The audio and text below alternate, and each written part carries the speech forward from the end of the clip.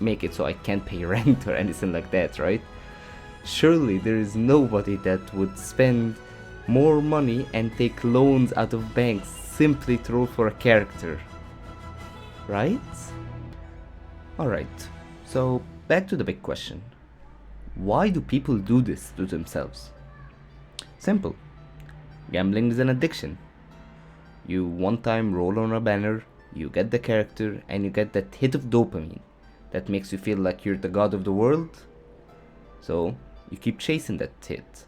You keep trying to get the same thrill that you got before, only to end up having to spend actual money to feel that hit again. Of course, not everyone is like that. I've played gacha games for years before I had to spend any money on anything. But to people with less self-control and people who believe that they have more disposable money than they actually do, it's very, very predatory.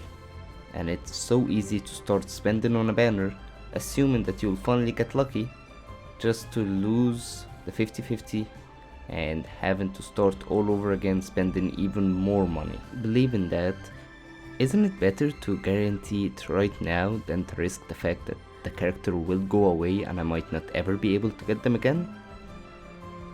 Alright, I hope that answered your question.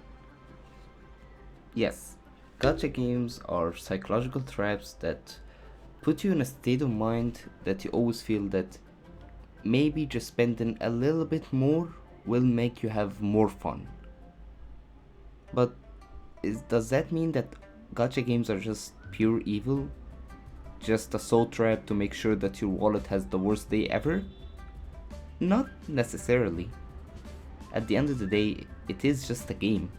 You can still enjoy a game without ever spending a dime on it, or you can spend thousands of dollars and still not enjoy it.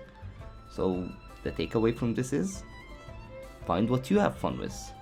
If spending $100 on getting one Astolfo is what makes you have fun, go ahead, as long as you can pay for it. But if spending $600 to try to get Farina and losing your fiance over it what gets you on, maybe you should start going to Serbia with those $600 instead. But alright, basically, as long as you know how these systems work and you're able to put healthy limits for yourself, I believe that gacha games can still be a truly enjoyable gaming experience without having to worry about your wallet.